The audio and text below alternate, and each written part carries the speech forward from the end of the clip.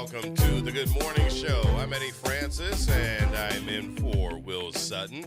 This morning, we have found yet another sucker to come sit in here, and that would be one Reverend Torrance Sanders. Good morning. Good morning. How are you, sir? I'm great. Good to be back for a few days. Hang out with a good brother. Yeah, man. It's good to hang out with you, my brother. Yeah. How have things been in your world? Things are excellent. I can't complain at all.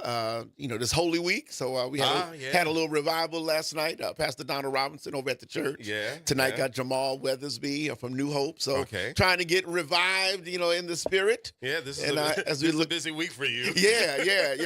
As we look towards the weekend. So, but otherwise, man, life is good. That's a good thing. Yeah, That's a good thing. Trying to get in shape. You look good. Yeah, thank you, man. I'm trying to stay young at my old age.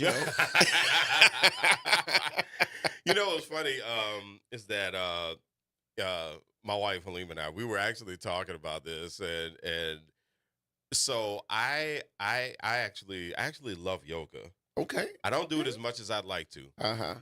But we were having this conversation once about all the people who we know who do yoga, and somehow it seems that yoga stops the clock for a lot of people. Yeah. And so I don't know if it's the deep breathing. I don't know what it is. I think it's the calming of your, look, I'm gonna get technical, of your nervous system. That makes sense. That's what it does. And when you feel that shaking sometimes, that's your nerves saying, I'm chilling. I'm chilling now. Yeah. But no, I mean, I don't do yoga, but I mean, I do stretch frequently. Flexibility is like the best kept secret. This is true. Yeah. I mean, it's one thing to try and get strong, and that's good. And, but if you can't move like you want to move, then, you can be as strong as you want. It don't matter. So yoga definitely with that, and just drink water. Water is also the secret to life. You got to have the water, man. Yeah, this is true. And some sleep every now and then. Sleep does help as well. Water, sleep, stretch. Okay, water, sleep, flexibility. So I'm not a doctor, but I play one on the radio. All right. Well, that's good, man. It is good to have you this morning, as always, and. This morning there are a couple of things that I thought about. I didn't get to these topics yesterday. Yesterday, I really wanted to talk about the fact that NOPD has added 27 officers, but at the same time, we have crime dropping.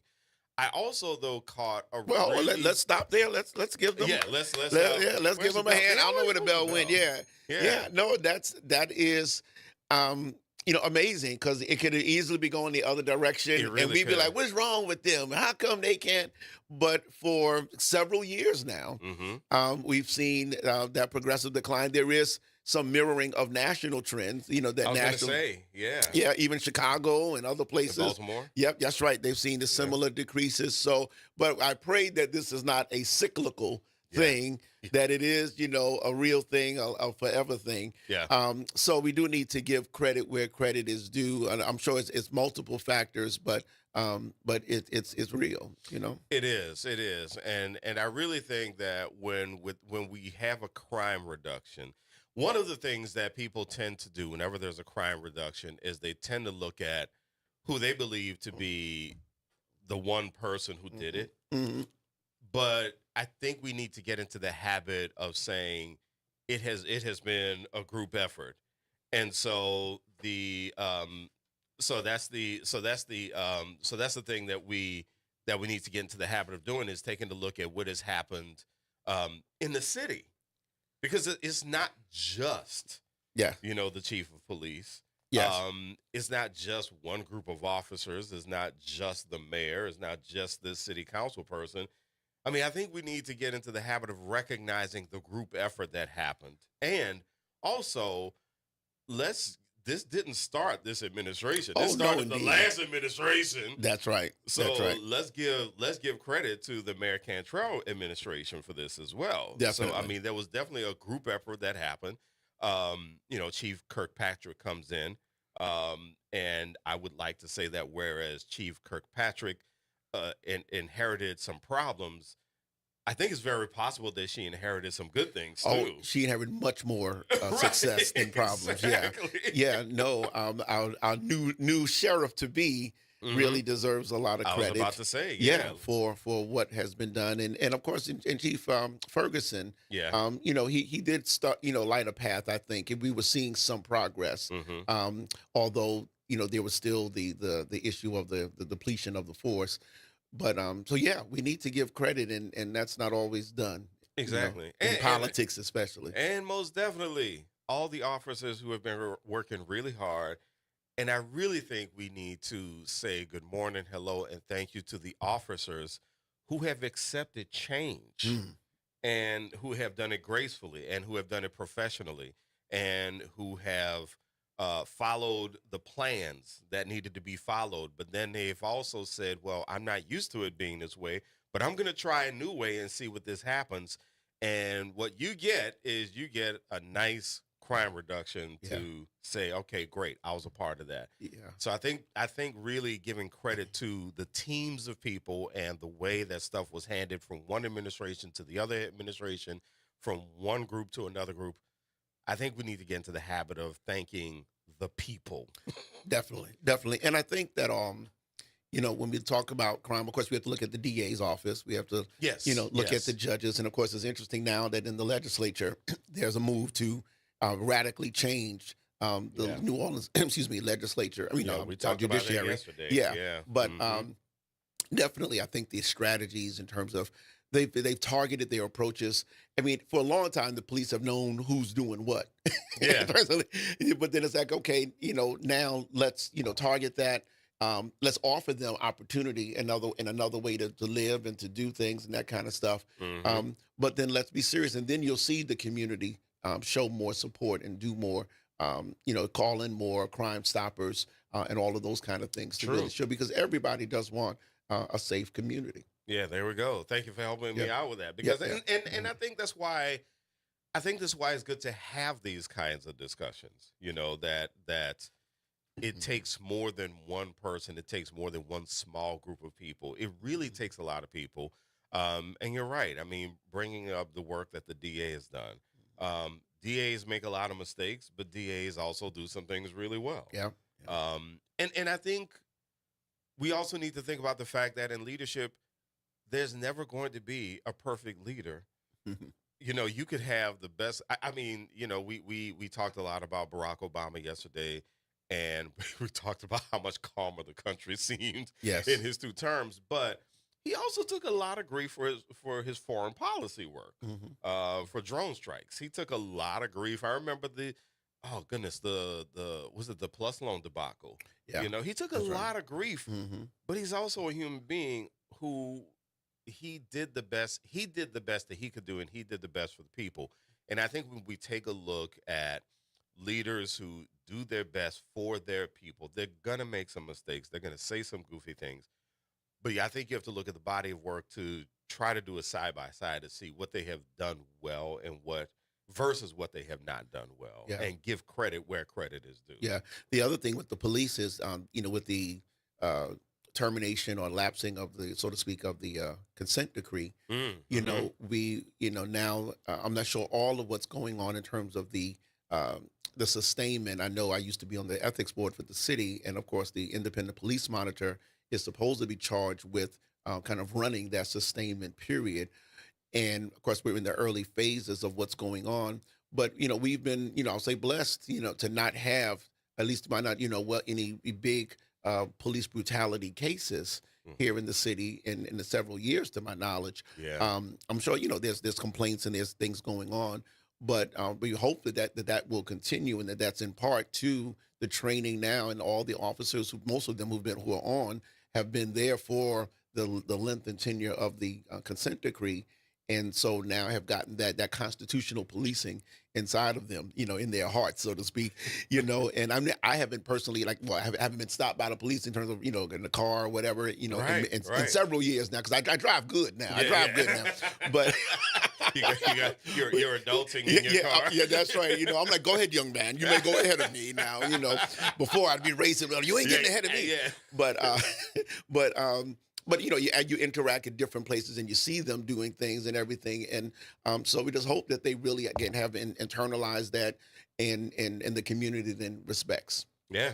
Great comments, man. Thank you so much. And what we're going to do is come back and I am going to actually read that story. And then we're going to talk about a bit of a housing issue going on in Slidell when we come back from the break. I'm Eddie Francis in for Will Sutton. Reverend Torrin Sanders is joining us this morning. Yes, on the Good Morning Show on WBOK, what New Orleans, or what I should say, what New Orleans is talking about. That's right. They talking about it all day long.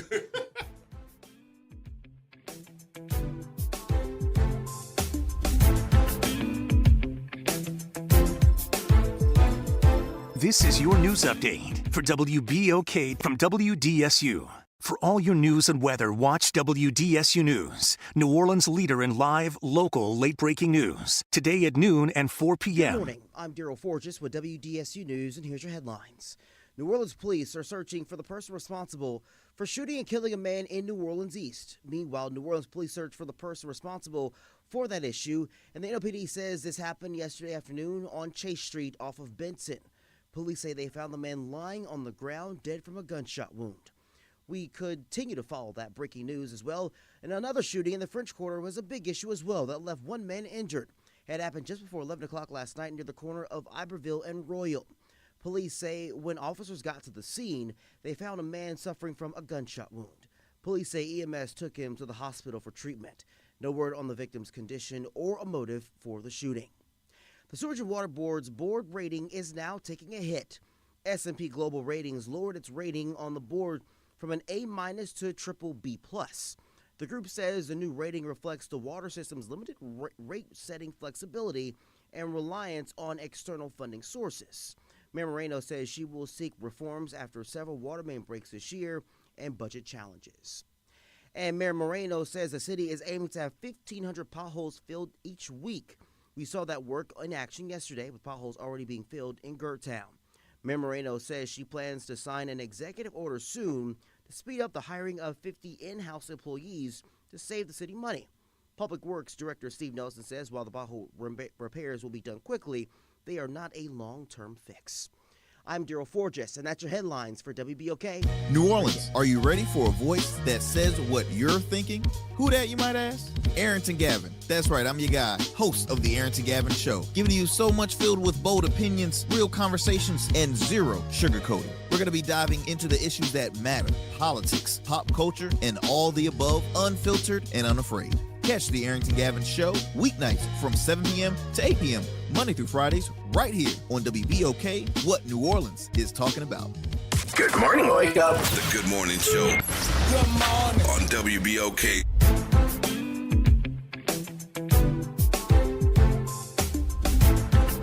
And good morning. Welcome back to the Good Morning Show.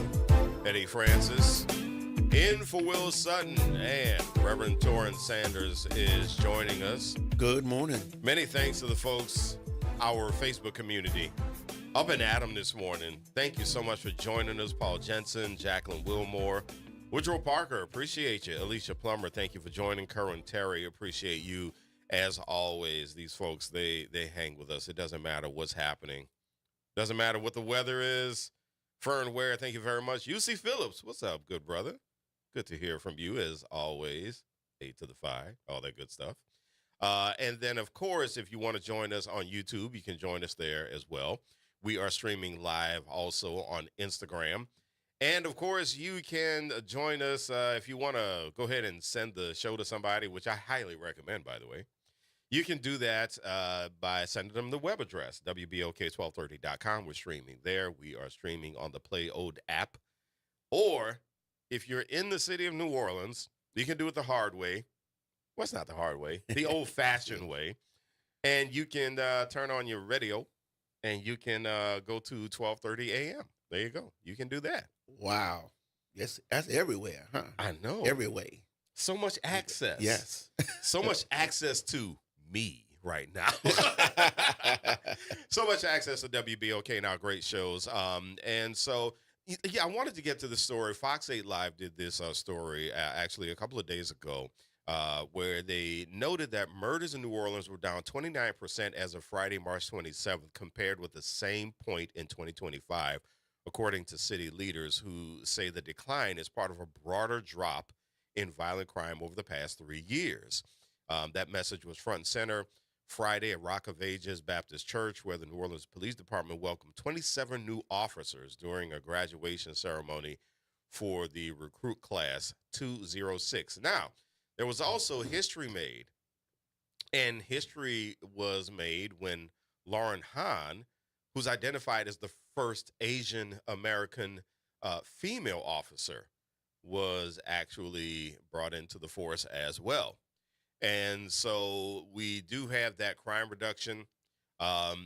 Police Superintendent Ann Kirkpatrick said that those declines are tied to a deliberate strategy aimed at known offenders while also trying to address the conditions that can lead people into crime. Well, how about that?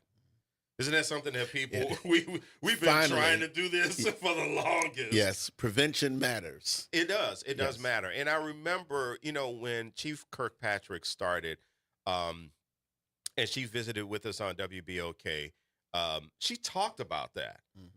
One of the things that I pointed out about her that I really thought was a bit of a difference maker is that she has a JD. I don't know how many people know this.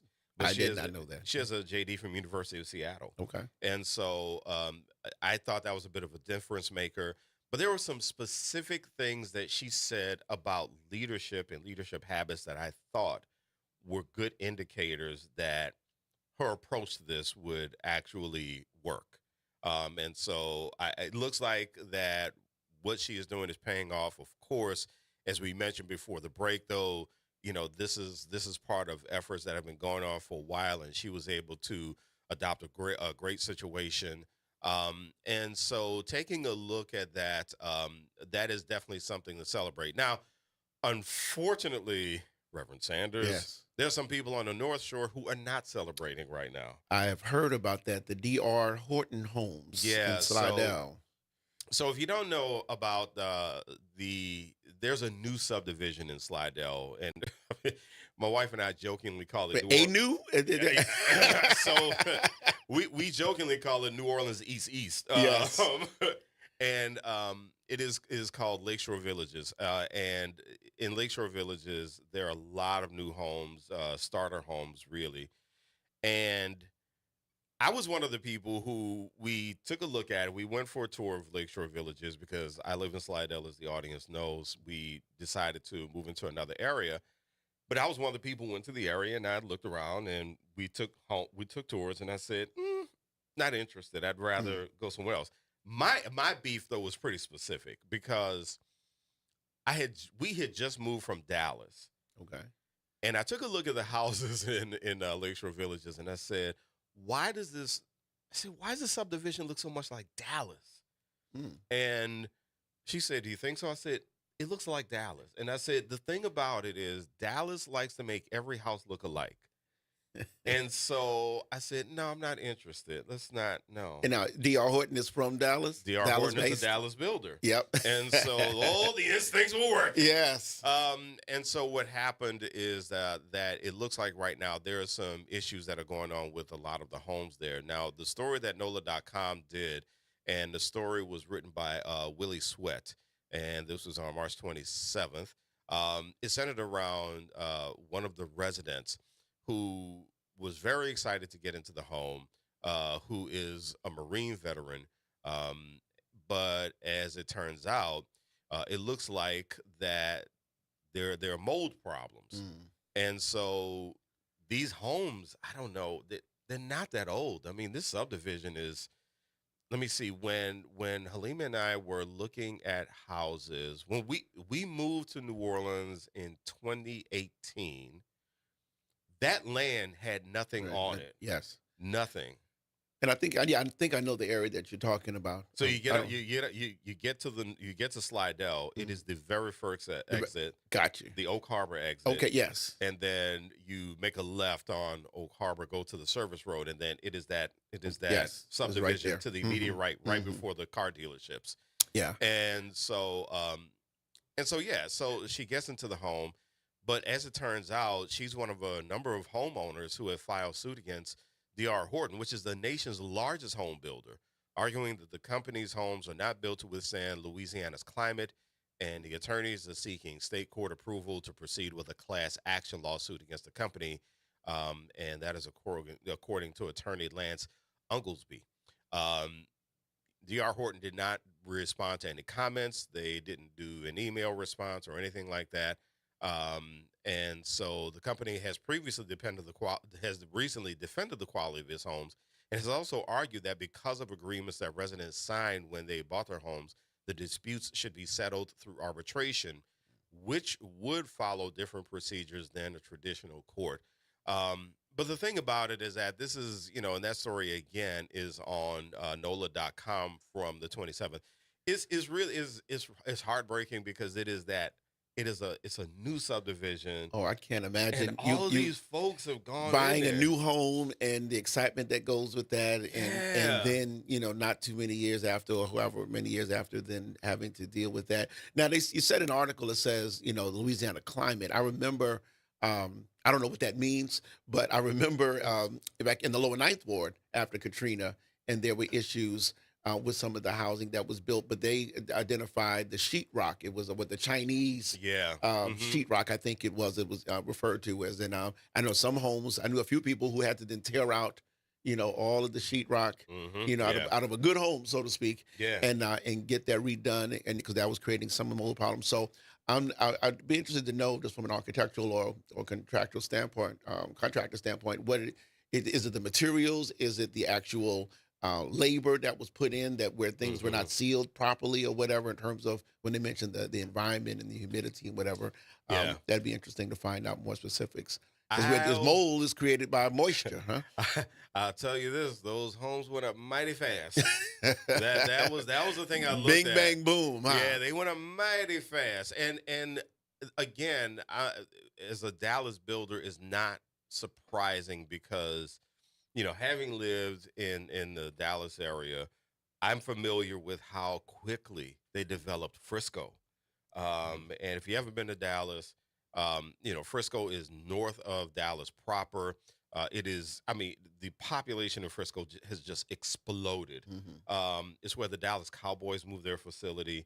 But I have friends who built homes in Frisco, and they were all new builds, and they went up fast.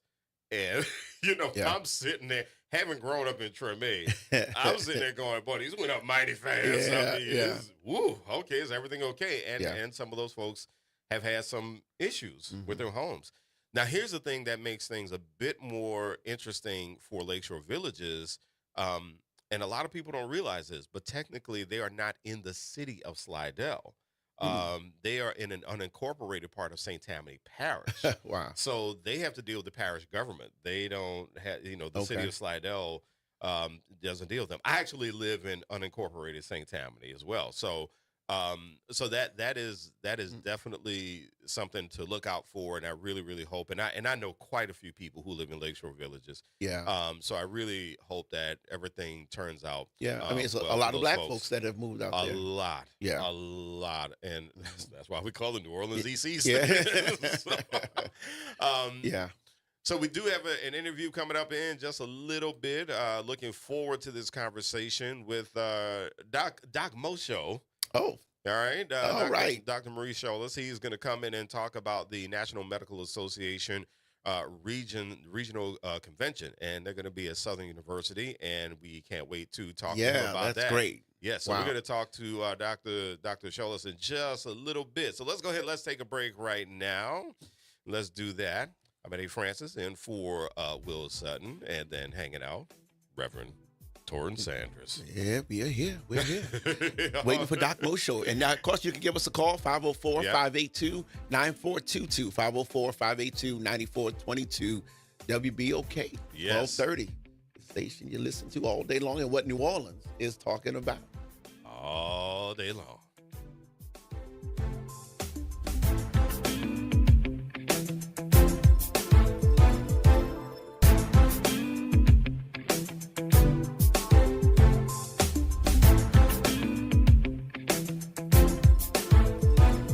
This is your news update for WBOK from WDSU.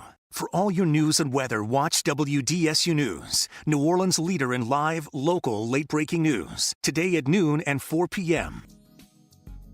Mostly cloudy to partly cloudy with highs reaching 81 to 82 degrees. Another round of scattered showers and storms expected until the evening. There could be heavy downpours with the possibility of some spots seeing no rain at all. Then tonight we could fall to 65 to 68 degrees. More scattered showers expected for the rest of the week. For the WDSU First Warning Weather Center, I'm Raven Richard.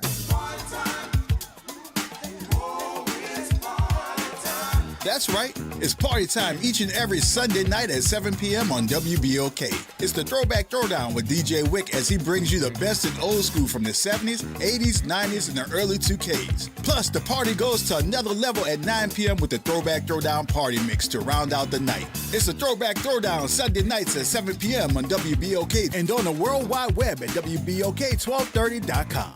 Well, Saints of God, this is Pastor David Impartan Sr. coming to you over the airways of WBOK, your favorite host of Change Your Water, Change Your Mind. I want to invite you to our show every Saturday from 1 o'clock to 2 o'clock p.m. That's Change Your Water, Change Your Mind. I want you to invite your family and friends to a broadcast that's designed to change your life, the way you think, the way you act, and what you eat. We want you to tune in every Saturday at 1 o'clock, WBOK, 1230 a.m. See you on Saturday.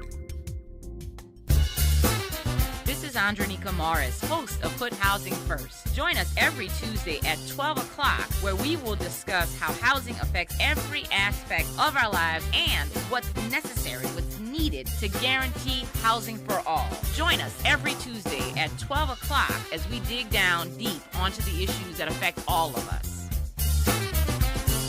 Across Louisiana, electric and gas bills are rising. But why? The Alliance for Affordable Energy, your energy watchdog, can help. Bring your electric and gas bills and your questions to our community bill workshop. Find out, what are these charges? Why do they keep going up? Who set the rates? Bring your bills and join us Tuesday, April 7th from 6 to 7:30 p.m. at the East Bank Library on West Napoleon in Metairie. Learn more on the Alliance for Affordable Energy Facebook page. Good morning, Wake Up. The Good Morning Show. Good morning. On WBOK.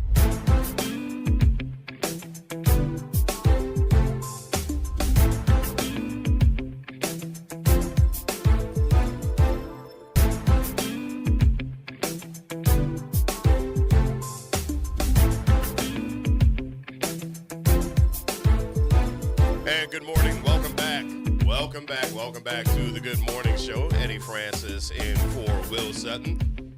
Torrin Sanders, the Good Reverend Doctor. Good morning. Good morning. Joining us this morning. As a matter of fact, I am bookended by doctors right now. All of a sudden, I feel safer. Oh, listen to you. The world feels like it feels like a better place already. So this morning, we are pleased to be joined by Doc Mosho. Hey. Dr. Marie Scholas, after obtaining his MD and PhD from Harvard. Ooh, all right, double dipping, I see. Double dipping. He became one of less than 200 board-certified pediatric physical medicine and rehabilitation physicians in the country. The man is here this morning. He is well-known and very well-respected. I can see and hear. Dr. Marie Scholas, and we have a conference coming to Baton Rouge. Yes. So I just for the record, I am a Harvard man, but I was born and raised on Southern University's campus in Baton Rouge. Right, so I'm a proud Jaguar. All right. And that ties into what we're talking about here. So the way the National Medical Association, the largest legacy organization representing the Black doctors in the country, divides itself up as in the regions. We're in Region 5 down here. And so Region 5 is partnering with Region 3. So all the Black doctors that go from the Atlantic coast in Florida all the way over to Texas and New Mexico and all the way from down here in Louisiana up to Iowa, all those doctors are coming together on the campus of Southern University in Baton Rouge, Louisiana. Amazing. Yeah. What is going to be the big topic of conversation? Well, the theme of everything is a new Black reconstruction. And I think that's interesting. The doctor's talking politics. Apropos. Living as a Black doctor is political. Yes. Because people look at us and try and use that word DEI, and they don't mean it in a nice way. They mean to imply that some kind of way we got there by taking something away from some other person that was supposed to be there. Yes. So just me breathing in and out is political. So I accept that. Yes. Yes. I hear you. I hear you. Well, you That's know right. what though? But it's like our good friend Oliver Thomas says, you may not mess with politics, but politics messes with you. Oh, all the time. Yeah, absolutely. You know, we'll be up there April 10th through the 12th, and what's really exciting is getting a group of Black doctors together, not just for the fellowship and for the continuing medical education, but also on the campus of an HBCU, central to us and who we are. Again, having that many people that have succeeded in a process a lot of our kids want to do. I encourage anybody that goes to school within the sound of my voice, if you're interested in joining us, it's free for students. And if you want to be around a bunch of Black doctors, have access to Black doctors, maybe find yourself a mentor, just ask a few questions. Come on out and join us. You don't have to do it in advance. I know how this generation is. We'd like for them to register in advance, but they don't have to. So, that's wonderful. Yeah. So April 10th through the 12th on the campus there. Yes. And you know, there's still, you mentioned, you know, there's people who don't believe that Black doctors should exist. Mm-hmm. The people who feel that even now that if you get a Black doctor, you're somehow getting a less qualified person. Sure. Talk about even it's a little bit about the history of the NMA, if you would. And how that, then you know, the mission today still kind of has a great relevance, maybe unfortunately to some extent, but still also fortunately. Sure. The National Medical Association was founded in 1895. It's almost as old as my house. My house was built in 1880. And same year Southern was founded. Wow. And, I see what you did there. See how I did that? See, that I got some media training on how to do all of that. So at the time, Black doctors petitioned to join the AMA and were turned away. And what people don't realize is that to get hospital privileges, you were legitimized as a doctor because you belonged to your parish or county medical society. That's how you knew somebody was really what they claimed to be. So if you didn't have the ability to join these parish or county medical societies, you didn't have the ability to get privileges at a hospital and practice. So you were relegated either just to working out of your office or sort of being an independent, but you couldn't admit your patients anywhere and elevate their level of care. So the need for the National Medical Association came about from our need to organize because we couldn't join the existing organizing groups. Fast forward to 1967, again, long time from 1895. And that was the first time that the AMA was forced to recognize that they had segregated constituent societies. And they said for you to continue being a member of AMA, you have to desegregate your constituent societies. And as you know, places like here in Louisiana, that was very difficult for people to wrap their minds around. So really it wasn't until 1970s that you had integrated medical societies. So when people ask me why do things like the NMA exist, it's because we need a place and a space that we can have as our own, because for 100 years, they didn't let us join the other spaces. And now it is still extraordinarily relevant because we still have issues. And I'm saying this as someone who was a patient with a doctor who I was not happy with at all, because he looked at my blood work and he said, oh, well, your cholesterol's a little high. And I said, okay, well, I'll take care of that. He said, yeah, stop eating so much bacon. And I said, how do you know I eat bacon? Because that's what he looked and saw. Exactly. And that's what he looked and saw. And so the issue of health equity and is still very, and cultural competence is still very much relevant. It's not going anywhere. And when I talk to my non-melanated colleagues, rather than them saying cultural competence, I say cultural humility. Yes. You know, because you don't want to walk in acting like you know everything. As a physician, we have lots and lots of training. And again, no shade and no sideways to the Orleans Parish Medical Association. I'm a member of that. Or the Louisiana State Medical Association. I'm a member of that.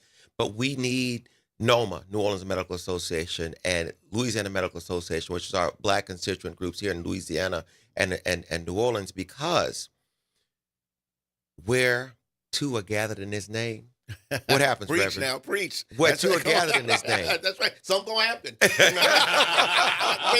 gonna happen. And what happens is we get to come together and understand what doesn't need to be explained. And it just takes a weight off of you. We get to lean into how we mentor and find the next generation in a way that's intentional. We get to be available to people and talk about issues that are relevant to us. What a lot of people don't know is the reason we have Medicare and Medicaid right now is because of the National Medical Association.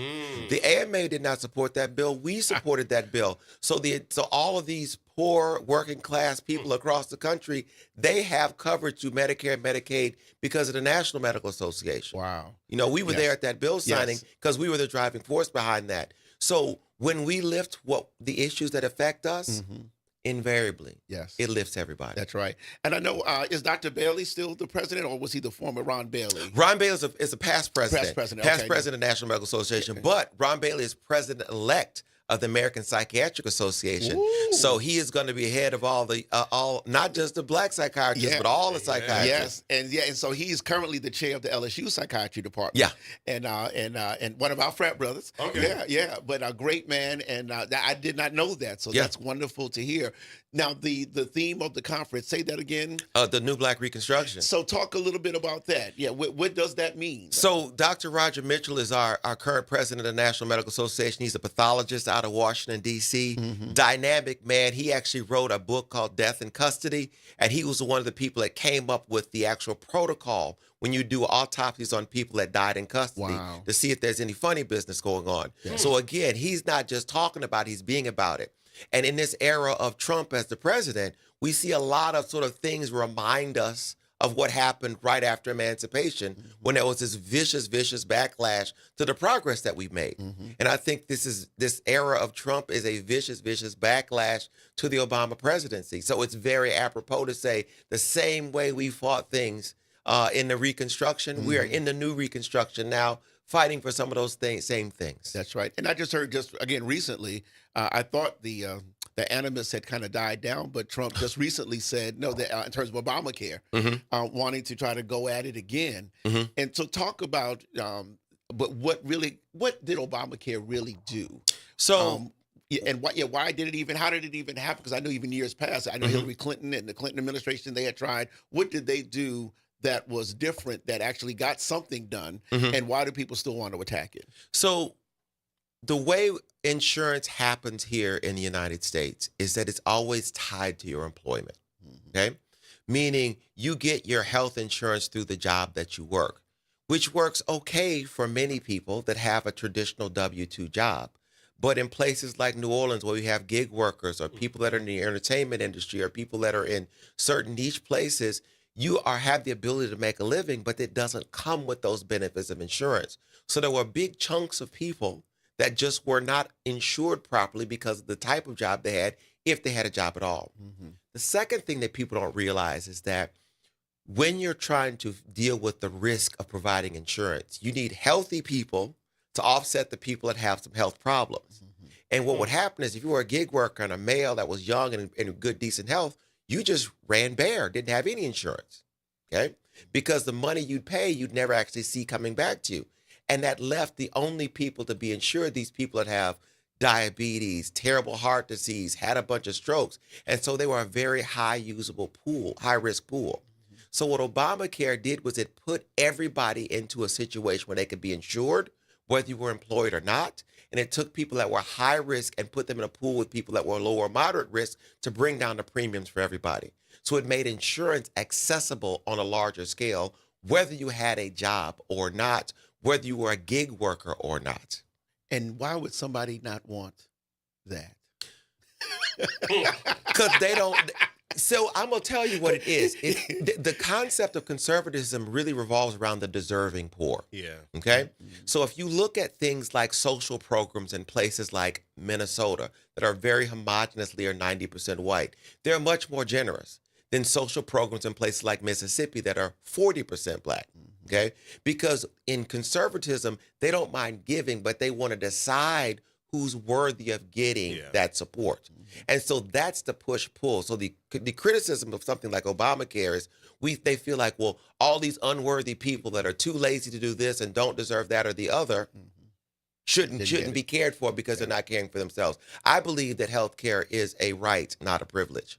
Absolutely. Yeah. And so one of the things I'm wondering about is I'm wondering about the next generation, because that's, at 55 years old now, I'm in that thought of come on, double nickel. Yeah, I'm like, what's the next generation going to look like? So talk about the workforce development efforts that you're going to be approaching with HBCUs.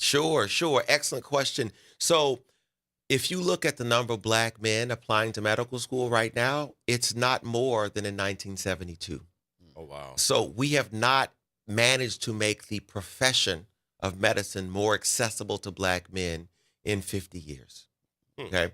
Now, you could say, why is that? Well, when you were in the 70s, if you were a smart black boy, you could only be a doctor, a lawyer, or an accountant, or an engineer, or four sort of acceptable crafts if you were smart. And now they have to compete against venture capitalists and all these other things that people had never heard of at the time.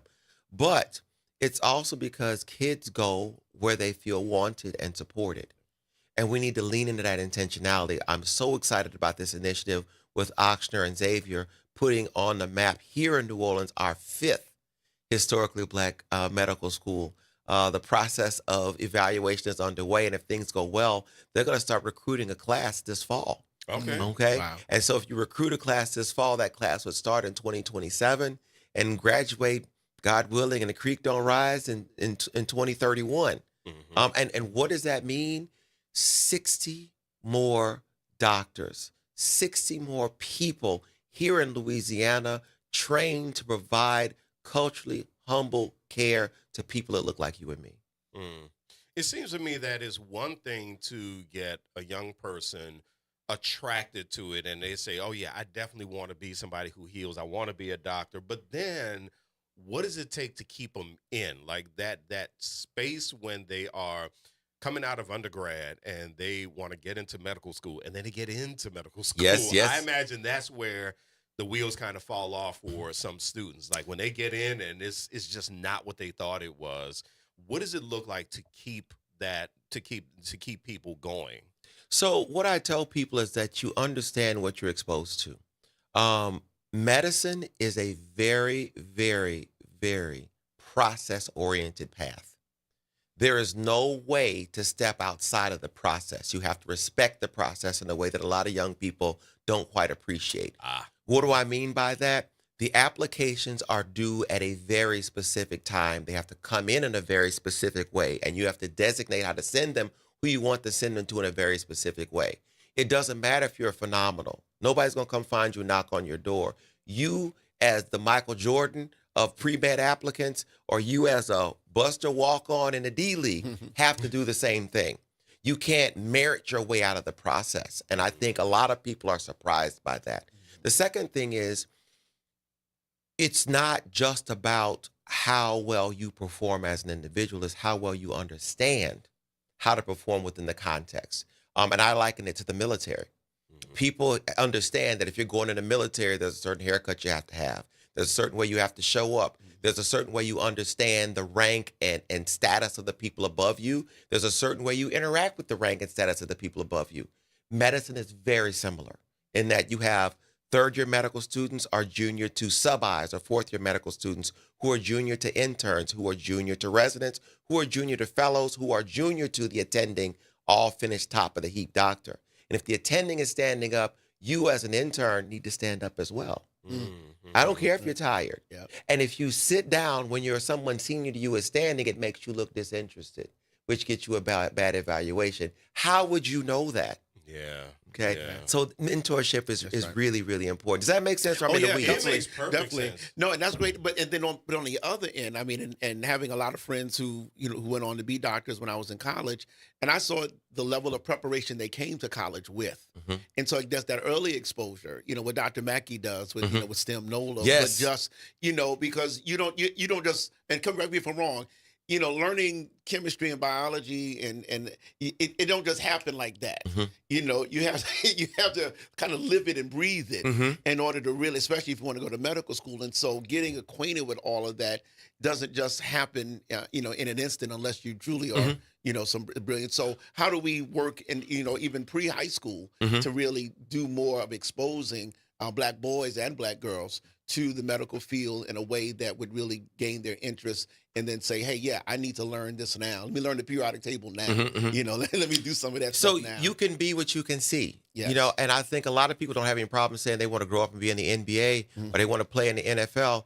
Well, Harvard Medical School accepts more people than are drafted in the NFL every year. Not just one, the top medical school. Yes. Okay. And so people don't have any problem setting their sights on high and lofty goals that they think are real for them. We just have to make sure people understand these high and lofty goals in medicines are real for them as well. And just to add about learning all these things, the hardest part about medicine is that no matter how hard you study, no matter how smart you are, no matter how many books you have access to, there's going to be something you don't know. Because it's just too much information for any one person to know and understand. Tolerating that you aren't going to know everything for someone that's used to being academically successful is very distressing. And I think some of this comes in how do you manage the fact that I could study all day and the patient that walks through the door might have something that was just in that stuff I was going to get to tomorrow. Okay. How do you humble yourself to say there's something I don't know and I need to look up? How do you manage the fact that you could do everything you could and still not know all the things that maybe there are to know? That managing that is stressful. Yeah. One other thing, and I know you're a doctor, but I know, in fact, my sister is a PA, physician assistant. Wonderful. She's almost retiring now. She did a lot of HIV and AIDS research early in her career, and then now she's into mammography. Yes. But she said, you know what? Wow, nobody ever talked to me about being a dentist. You know, but I'm thinking about, you know, so now we know about nursing. We have a lot of more nursing schools. Talk about some of the other medical professions that people earn great money in, but are not necessarily, I mean, I know a dentist is a doctor, but, you know, nursing, X-ray, all of those other things that a lot of times people don't think about, but they offer great income and great lives. So the first thing I want to tell people is that everybody that you meet that's a PA is not somebody that wanted to be a doctor and washed out. That is reductive and ridiculous. I don't believe in that. I'm glad you said that. Because there's lots of ways to serve. So medical school requires 4 years of college, 4 years of medical school, 4 to 7 years of post-medical school training before you do anything. So when you say you want to be a physician, you're signing up for a 15-year arc of stuff. Well, if you don't decide you want to do that until you're 40, do you have 15 years? So what are the other ways you can do? There are people that do advanced practice nurses that have a lot of ability to make a difference. Physician assistants. Something I really like is that we have imaging technicians. So MRI technicians are people that actually shoot and capture the images on somebody's brain MRI. They are required and essential for any level 1 or level 2 trauma center we have here. So they're guaranteed a job. Physical therapy, occupational therapy, speech and language pathology, audiologists. We talked about dentists already. We have podiatrists. There's lots and lots of ways for you to come at and serve. I like our psychologists. I like our masters of social work. I do fuss at my social work colleagues because I think they do a bunch of education and don't get paid enough for all that education that they do. I'll raise my hand. It's like, my gosh, y'all did all that work and they're going to pay you 3 cents? But I encourage people to have the imagination to understand there's more than one way to serve. Yes. Thank you. Yeah, that is outstanding. So we're going to have this great conference happening April 10th through the 12th, and it is going to be at Southern University and A&M College. National Medical Association Regions 3 and 5. They're going to be here to talk about the new Reconstruction, mobilizing healthcare justice for a new America. So this was really very cool. Appreciate you. Thank y'all for having me. It's wonderful to get up and share the word with people. You guys are doing great work here. I appreciate you all always platforming Black voices, platforming things important in our community. Kudos to both of y'all. Thank you very much. And thank y'all for WBOK. Yeah, I'm just here for a minute today and tomorrow. But, you know, I agree with you. Black media matters, especially in this day and time. And of course, you know, you can talk about his cultural iconness. Also, that's a whole nother level, you know. Yeah, especially, I mean, if you know, there's, Doc Mo show, and this is not just any Doc Mo show, it's trademark. It is. It's trademark, by the way. I got lawyer friends. Come on. Hey, I'm a marketing guy. I respect it. I definitely respect it. Hey, Dr. Bree Sholas, thank you so much, man. Appreciate you coming in. All right, guys. We're going to be back in just a little bit. Eddie Francis in for Will Sutton on the Good Morning Show on WBOK. Reverend Torrance Sanders, Yes, hanging sir. out as well on WBOK, the station that New Orleans is talking about all day long.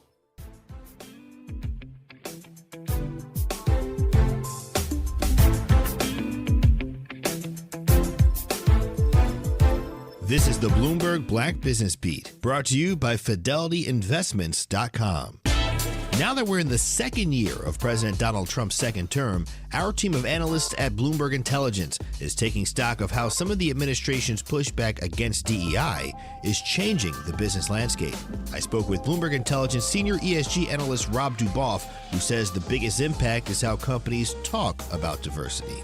Mentions of diversity are down about 69%. That's on earnings calls or corporate filings. Duboff says that while some companies are eliminating DEI mentions altogether, other companies are taking a different approach. They're just not talking about it at all or talking about it much less. Or the way they kind of recast diversity instead of maybe focusing on gender or ethnicity-based diversity. They talk about diversity of experience and diversity of background. Regardless of approach, the shift is stark from just a few years ago. I'm Bloomberg's Justin Milliner on the Black Business Beat. David was in big trouble with the IRS. At first, I didn't owe that much, but after this year, it was out of control. Then David called Get a Tax Lawyer. Right away, they were like, oh yeah, looks like you're qualified to say Get a Tax Lawyer went to work. Should have called way sooner. Get a Tax Lawyer has helped thousands like David fight the IRS and get a fresh start. Call 800-745-3070. That's 800-745-3070. Pros, just because something on the job runs out doesn't mean you have to. Order it on the Lowe's app. My Lowe's Pro Rewards members get free same-day delivery on eligible orders over $25. Get the fasteners, hardware, or tools you need to keep the job moving. Order by 2 p.m. and get eligible in-stock items delivered right to your job site by 8 p.m. Members get more at Lowe's. Loyalty program subject to terms and conditions. Subject to availability. Restrictions and terms at lowes.com/shipping terms. Subject to change. On Auto Trends with JeffCars.com, here's a snippet of some of what we cover. GPS pioneer Gladys West. We worked long hours computing trajectory orbits and satellite orbits, trying to get the data and everything correct enough. Auto analyst Mark Bland. 14 new vehicle deals that happen in this country out of every 100 that women don't have a fingerprint on. To tune in, check out Auto Trends with JeffCars.com, Saturdays at 4 p.m. on WBOK, what New Orleans is talking about. Interest rates and inflation are out of control. Is your credit card debt also out of control? It's time to resolve your debt and take back control for a lot less than what you owe. If you have $10,000 or more in credit card debt, then you need to call us right now. Debt Fix Pros can significantly reduce the amount you owe, and you could be debt-free faster than you think. I knew we had to do something. Our debt was growing. It was getting out of control, and we just didn't know what to do. We saw an ad for Debt Fix Pros. We called, and they showed us how fast they could get us out of debt. It really was amazing, and now we're back in control. Call now, and we'll show you how easy it is to fix your debt. The call and consultation are free. Call Debt Fix Pros right now at 800-311-5977. That's 800-311-5977. 800-311-5977. Good morning, wake up. The Good Morning Show. Good morning. On WBOK.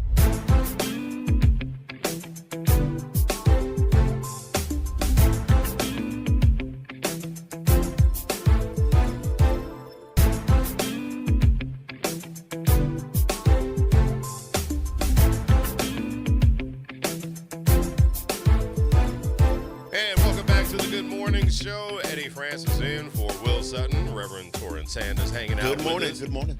That was a good conversation. Oh man, always. I'm glad I was here when Doc Mosho was in the building. Yeah, man. Yeah, that was outstanding stuff. And the Facebook group on fire as always. Cliff Dugar, thank you so much for hanging out. Professor Martinez, of course, Alicia Plummer, Paul Jensen, thank you. Karen Marks, appreciate you for hanging out. I saw Drew Harris. There we go. Andrew Harris Jr. Saw you in there. Thank you so much for hanging out as well. Jimmy Pierre, thank you. We appreciate you hanging out with us. And so you know that you can hang out with us on Facebook. You can hang out also on YouTube, Instagram Live.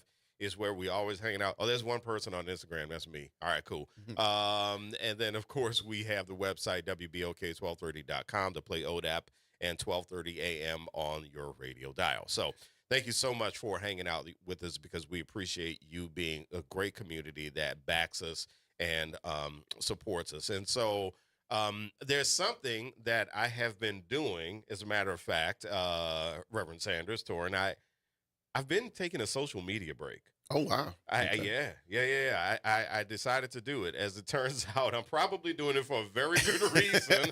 But I did feel myself getting very frustrated about things. There were behaviors that were getting on my nerves, and I'm very open about this. I had to talk with my therapist about it.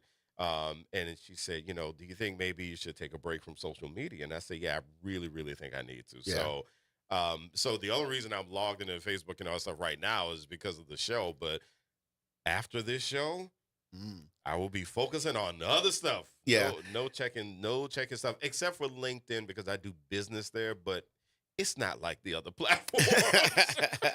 Yeah, and I'm definitely not. I'm on it sometimes, frequently, but I'm definitely not an addict, so to speak, in terms of I have to have it. But it's changed over the years dramatically. Yes, and everything, and so my filter has increased dramatically, but a lot of people don't know how to filter. Yes, and so then that algorithm is strong. Don't click on something twice, because then you're gonna get 50,000 of that same thing. So don't click too much. Well, the other thing is that the algorithms they reward toxic behavior. Yes. And the reason I'm saying this is it looks like that social media companies are kind of being put in check right now through the legal system. Okay. And so there are 3 stories that I want to go over very quickly when we come back for the second hour, because I think this is important stuff. And one of the things that I did post when I, told folks, hey, I'm just going to take a quick break. I did post, I'm doing this to take care of my mental health, because I could feel myself getting frustrated. And a couple of people did reach out and say, hey, is everything fine? I said, no, I just need to take a break right now. Yeah. And so we're going to find out what's going on in the social media world right now, what's happening with some of these companies where people are fighting back, actually. Wow. And we're going to see what that looks like in just a little bit. It is the Good Morning Show on WBOK, what New Orleans is talking about all day long.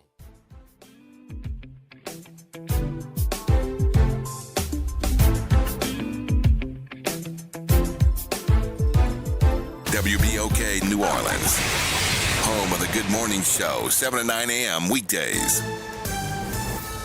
I'm Bree Wood with BIN News Now. White House border czar Tom Homan tells CBS's Face the Nation ICE agents will remain at U.S. airports as long as necessary to maintain operations. The president been clear. He wants to secure those airports. ICE is there to help our brothers and sisters in TSA. His comments come as the partial government shutdown enters its record-breaking 6th week, with DHS unfunded and senators away from Washington. The D.C. Council could vote today to override Black Mayor Muriel Bowser's veto of the FAR Act. The bill would require police to log federal agents at arrest or use of force scenes, but the mayor says the changes would be difficult to implement right away. And hip-hop mogul Master P will be honored at the Music Will benefit supporting music education in public schools. The May 7th concert in New York will also recognize Grammy winners T-Bone Burnett and Morris. Get BIN News Now on demand 24/7 on the iHeartRadio app. Good morning, wake up. The Good Morning Show. Good morning. On WBOK.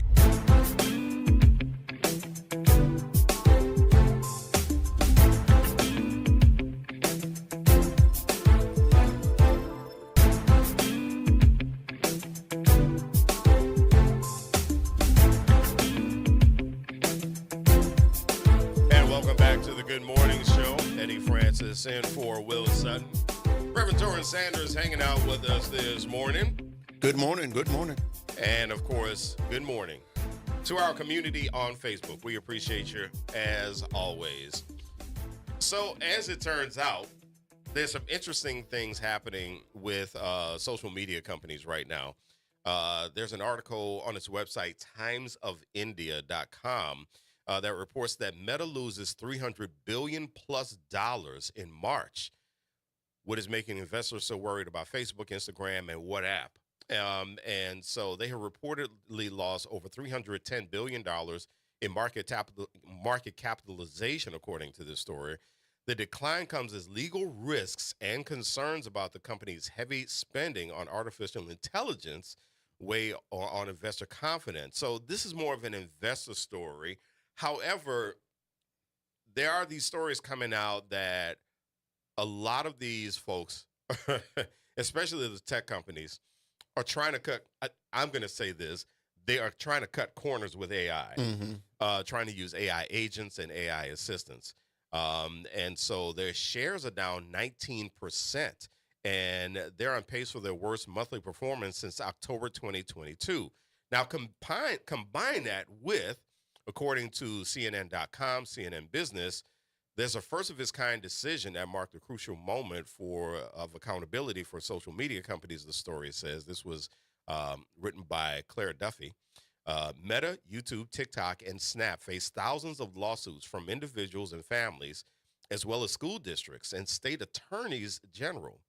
Each case, some of which are set to go to trial next year, is different, but a landmark judgment Wednesday could offer hints about what's to come. So we have all of these, different lawsuits, but a Los Angeles jury last Wednesday found that Meta and YouTube knew their platforms posed risks to young people and bore responsibility for a young woman's mental health challenges. It follows years of concerns from parents, advocates, and whistleblowers.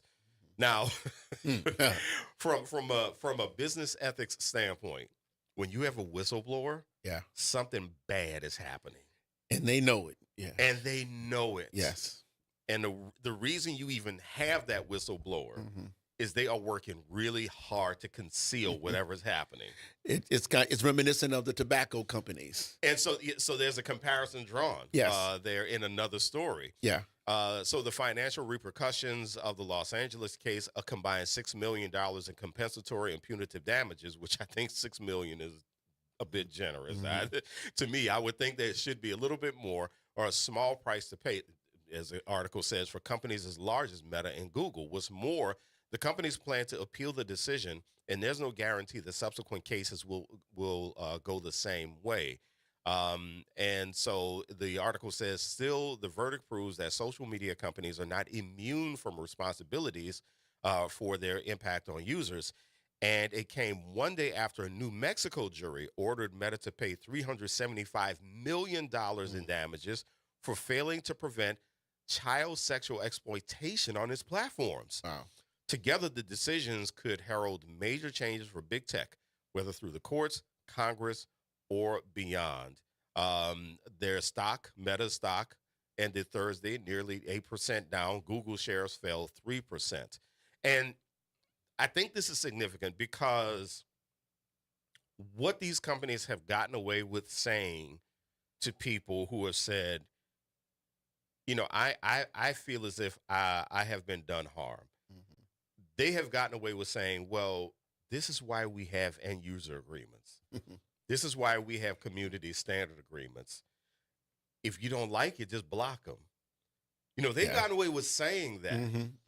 But with this case, and of course, nobody reads all that stuff when you're signing up for Facebook or you. It's 10 pages or whatever stuff. Scroll down. Where's the check? Right. All right, let me check it out. But with this, but it's interesting because what this lawsuit says, or at least what this case says, and what other cases say, is that it's the worst kept secret in the social media sphere that the algorithms are designed, like I said, to reward bad behavior. And they're designed to just go for what everybody already thinks is popular, what's already happening. And so that is an out that a lot of these companies have been taking to say, hey, it's not on us. It's on you. Have to be a responsible user. Yeah. I guess there's a couple of thoughts that come to my mind. One, I remember MySpace. Going way back, right? Yeah. And I dialed up to the internet. Right? And so, when I still think of that and think of where we are now and what I have in my pocket, with this phone that I have is just amazing. But, the growth of Facebook and the others, whether it was Snapchat and everything, their growth, I remember when it switched when, I could look something up on Facebook if I wanted to buy something, and I found a few options, and then like that was it. And then I remember one day, I was looking. I wonder, how should what plants should be placed in the garden, right at the house, and I looked that up, and then for the next 5 days, I was flooded with garden ads, and other stuff and everything, and it's like, okay. I don't need why do we need that?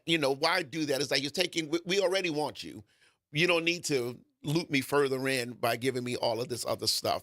And so I think again, it was the Wild Wild West for many years. And so regulation is needed for just about every phase of human endeavor. And so now, I think the pendulum is going to swing back a little bit towards like kind of reining them in. But then AI, of course, offers, and that's going to be a continual battle. And in terms of, what AI offers, I don't even understand all of what it's going to offer. I mean, it's changing like every day. I was talking to my youngest son just yesterday, and he was like, Dad, I don't know what he was on, but he's like, this will blow your mind in terms of what it can do. Yeah. You don't have to think at all. Just tell it what you want, and it will come up with, amazing things for you. And I'm like, wow. So, yeah, I mean, I'm glad people are, and I still also believe that there is some accountability on the user's part. But of course, pedophiles are going to use whatever they can. They use gaming systems. They'll use social media. They used to use the newspaper. And so, being able to fight that fight against those who would use this technology for evil is going to be an ongoing thing. Yeah, and the Guardian, they reported on this. Actually, they reported on this same case. March 28th is when this article came out. Dan Milmo and Robert Booth wrote this article from The Guardian, where they wrote that the same case, Meta, YouTube, Snapchat, and TikTok facing thousands of lawsuits in U.S. courts. But here's something that I thought was really, really interesting from the article, where they wrote internationally, governments are starting to curb big tech's grip on children's attention. From this weekend, and the Indonesian government is following Australia and mandating the deactivation of high-risk social media accounts belonging to children under 16. This month, Brazil enacted an online safety law to protect children against compulsive use. And in the UK, the Prime Minister is saying we need to do more to protect children.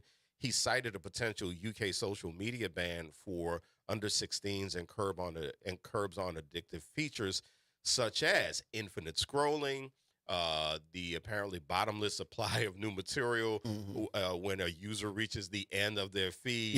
The auto. Yeah, that happened to me a couple of times. I'm like, wait a minute, what's going on? Exactly.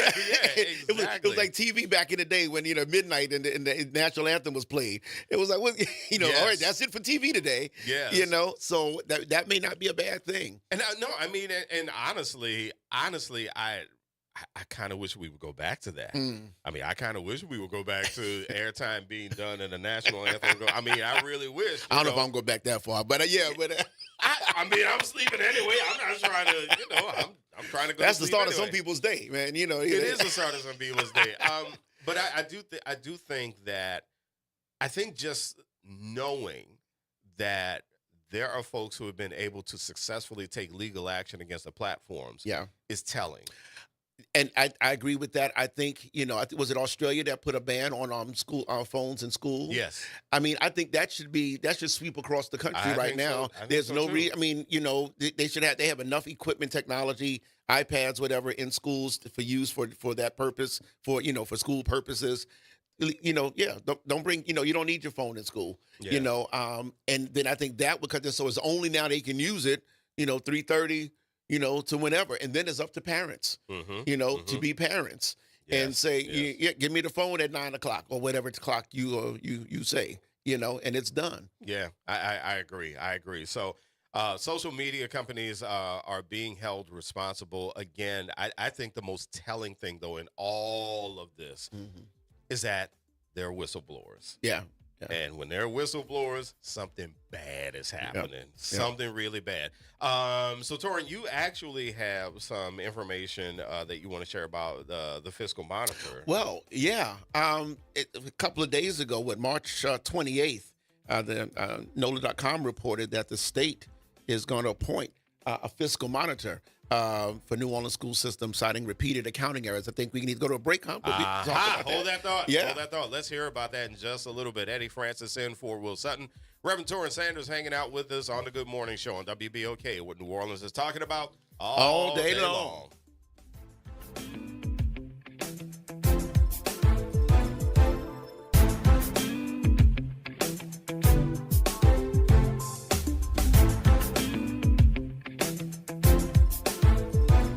This is your news update for WBOK from WDSU. For all your news and weather, watch WDSU News, New Orleans' leader in live, local, late-breaking news. Today at noon and 4 p.m. Good morning. I'm Daryl Forges with WDSU News, and here's your headlines. New Orleans police are searching for the person responsible for shooting and killing a man in New Orleans East. Meanwhile, New Orleans police search for the person responsible for that issue, and the NOPD says this happened yesterday afternoon on Chase Street off of Benson. Police say they found the man lying on the ground, dead from a gunshot wound. We continue to follow that breaking news as well. And another shooting in the French Quarter was a big issue as well that left one man injured. It happened just before 11 o'clock last night near the corner of Iberville and Royal. Police say when officers got to the scene, they found a man suffering from a gunshot wound. Police say EMS took him to the hospital for treatment. No word on the victim's condition or a motive for the shooting. The Sewage and Water Board's board rating is now taking a hit. S&P Global Ratings lowered its rating on the board from an A- to triple B+. The group says the new rating reflects the water system's limited rate-setting flexibility and reliance on external funding sources. Mayor Moreno says she will seek reforms after several water main breaks this year and budget challenges. And Mayor Moreno says the city is aiming to have 1,500 potholes filled each week. We saw that work in action yesterday with potholes already being filled in Gertown. Mayor Moreno says she plans to sign an executive order soon to speed up the hiring of 50 in-house employees to save the city money. Public Works Director Steve Nelson says while the pothole repairs will be done quickly, they are not a long-term fix. I'm Daryl Forges, and that's your headlines for WBOK. Have a great day. Hey, this is D. Riley from the 90s Hits R&B Jams. Make sure you listen to WBOK 1230 AM every Saturday night from 7 until 9 p.m. I'll be giving you the best R&B jams from the 90s. That's right, all your favorites and more. With me, D. Riley, your host of the 90s Hits, right here on WBOK 1230 AM. Or listen online at WBOK1230.com. WBOK, the station you listen to longer. Good morning, Wake Up. The Good Morning Show. Good morning. On WBOK.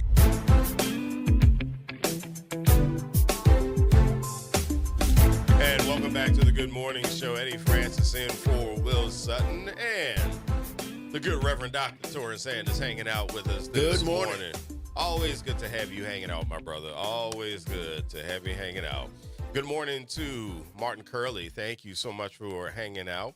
Paul Jensen said business ethics. Is that still a thing?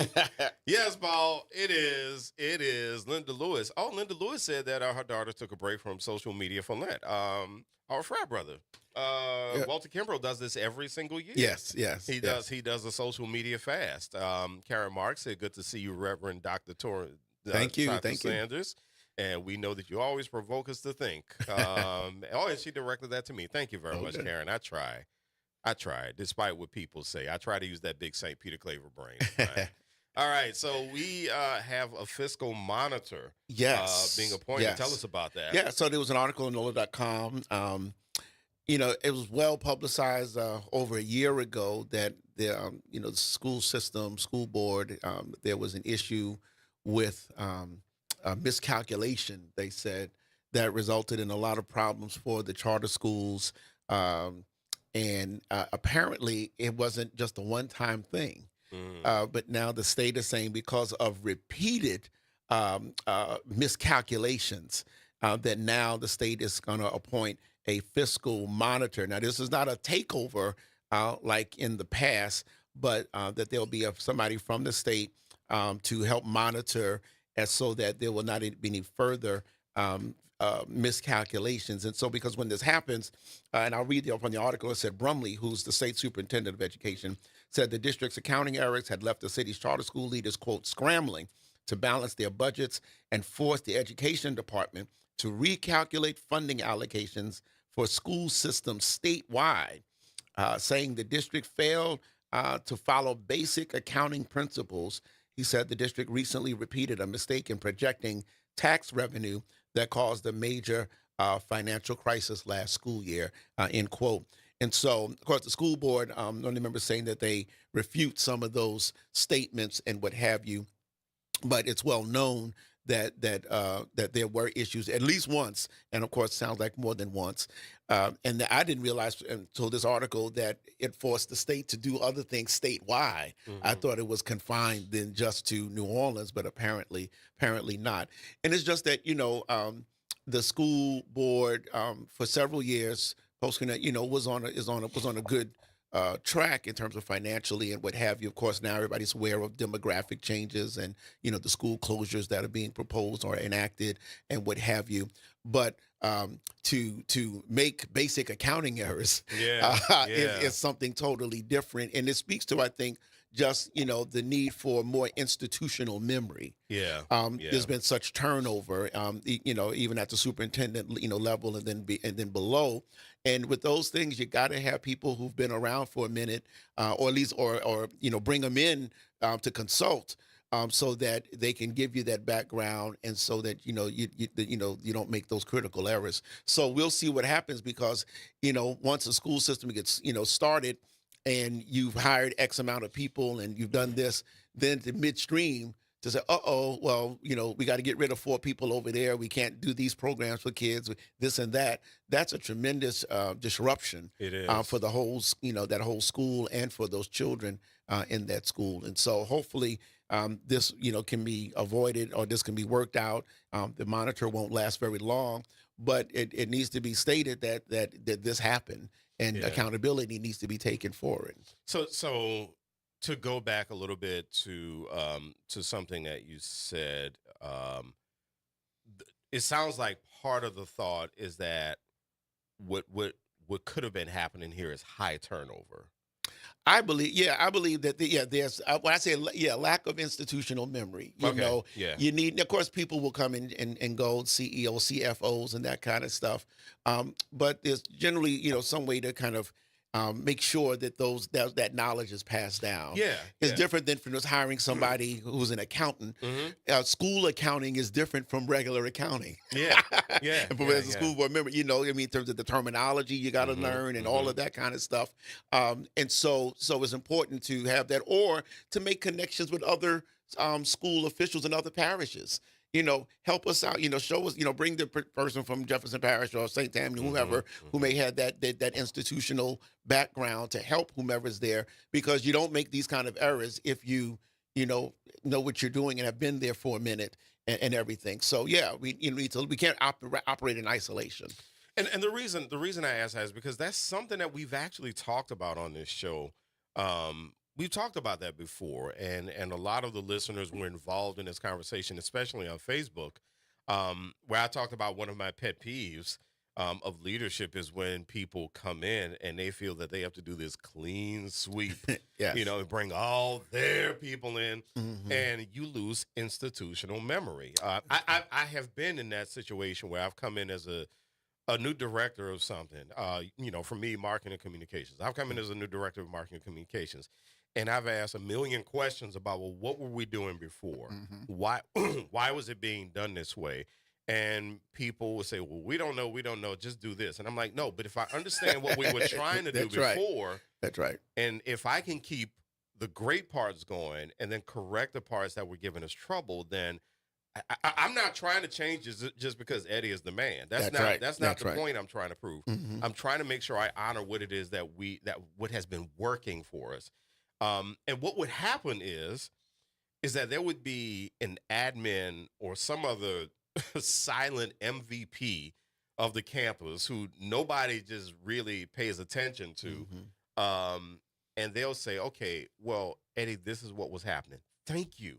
Thank you. Yes. That's what I was asking for. That's right. This is not my show. You know, this is me trying to honor whatever it is that we're trying to do to make this institution a better place.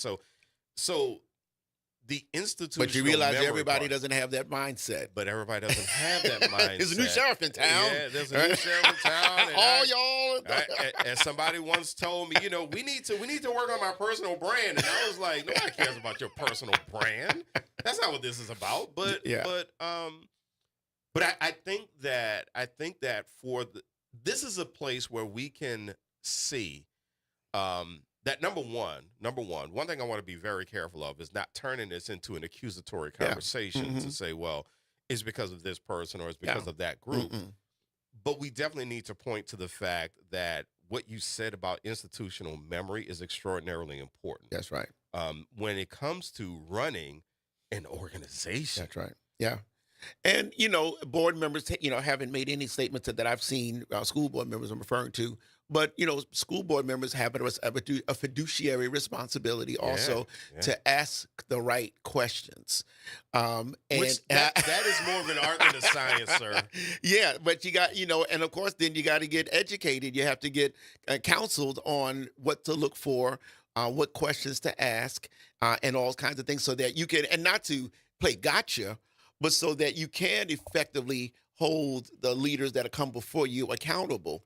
And, you know, so that's the other part of this, you know, are some people slipping into rubber stampness?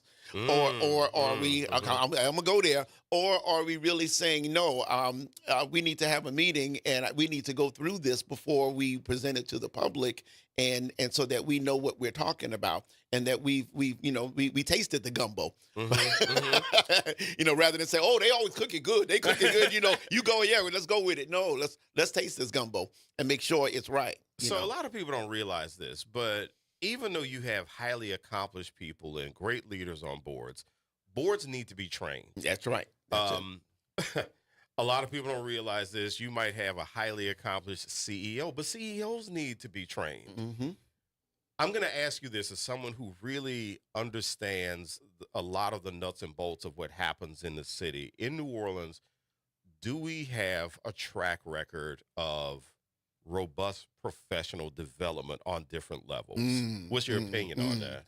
You know, well, first, you know, the state, that's a great question. The state, for example, like for school board and for most officials, they have some required training, ethics, and for school board, there's that stuff. That kind of stuff. So, but yeah, it depends. I would say, unfortunately, again, on who's in office and what they request and what they ask.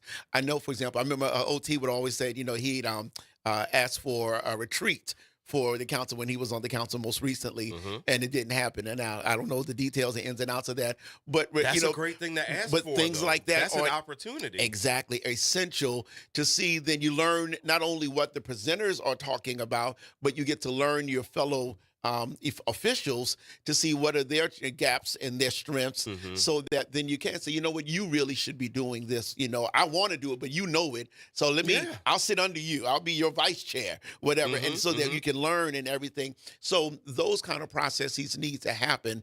And so it depends upon the sensitivity of the leadership at that time in terms of to go beyond the required, you know, kind of fundamental stuff, to really get at those kind of things, and the willingness to then bring in other, you know, people that are respected and have knowledge to really give you that training. You know, you don't know what you don't know until you ask for it. Well, I'm also hearing, though, that it depends on the humility of leadership to say, there you go, I need help. Yes. I mean, because that's something that we really struggle with.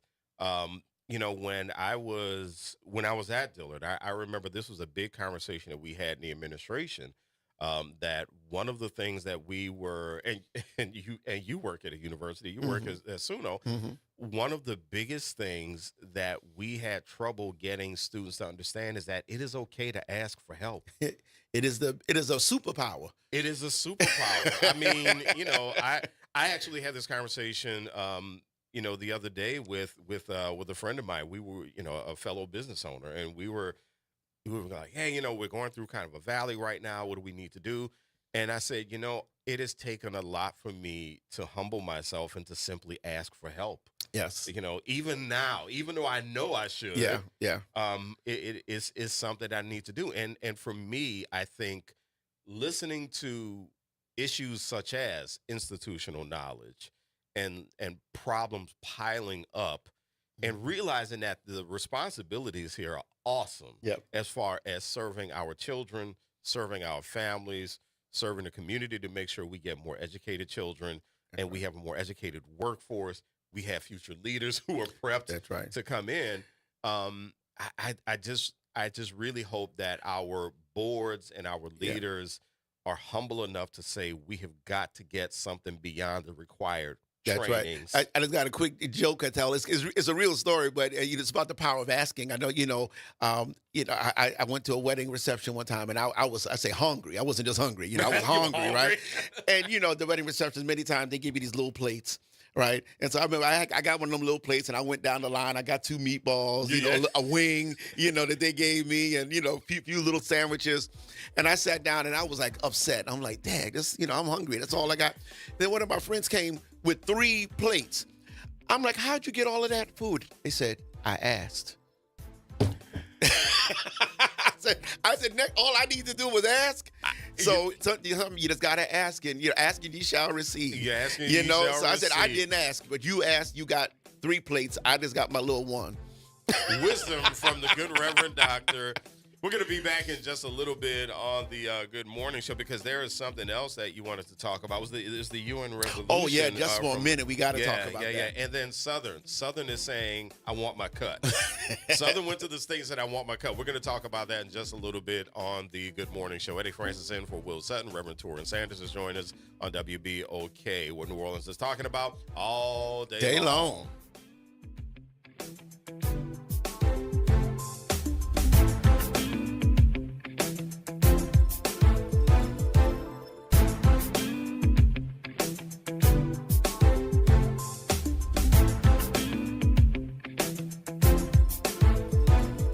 This is your news update for WBOK from WDSU. For all your news and weather, watch WDSU News, New Orleans' leader in live, local, late-breaking news. Today at noon and 4 p.m. Mostly cloudy to partly cloudy with highs reaching 81 to 82 degrees. Another round of scattered showers and storms expected until the evening. There could be heavy downpours with the possibility of some spots seeing no rain at all. Then tonight we could fall to 65 to 68 degrees. More scattered showers expected for the rest of the week. For the WDSU First Warning Weather Center, I'm Raven Richard. Hey everybody, it's Graylin Bryant Banks. And Kimber White Dupree. From the front porch. Some combos are too good to miss. Now you can pull up a chair to the front porch anytime. Just search WBOK Media and subscribe to the Front Porch Podcast. Download, share, and hit us with a 5-star rating because New Orleans culture deserves to be heard loud and clear. The National World War II Museum. Located in the Warehouse District of New Orleans, the National World War II Museum tells the story of America's experience in the war that changed the world, why it was fought, how it was won, what it means today. Visit them online at www.nationalww2museum.org for time tickets and safety information. Welcome to Chemical of the Month from the Community Scientist and Rise St. James. This month's focus is polycyclic aromatic hydrocarbons, or PAHs, formed when fuels like oil, gas, wood, or trash are burned. These chemicals can enter the air we breathe and settle into our soil and water. Many PAHs are known carcinogens, adding to the health burdens faced by communities living near industry. Learn how to protect your health at risestjames.org. New Orleans, the city of festivals and second chances. This is Mr. Rocky of Faithers in Jesus the Christ, inviting everyone to come to the table of grace. No matter where you are or what you're dealing with, guilt, bad habits, mistakes, or heavy hearts, Jesus still calls us his friend, and his grace is waiting for us. Tune in to WBOK, 12:30 a.m., or watch live on Facebook or Instagram. We'll reflect on his work on the cross, his resurrection, his ascension, and the hope of his return for we who that believe and have received him by faith. So join us at the table of grace, where mercy is fresh, forgiveness is real, and grace is served for people like you and me. Good morning, Wake Up. The Good Morning Show. Good morning. On WBOK.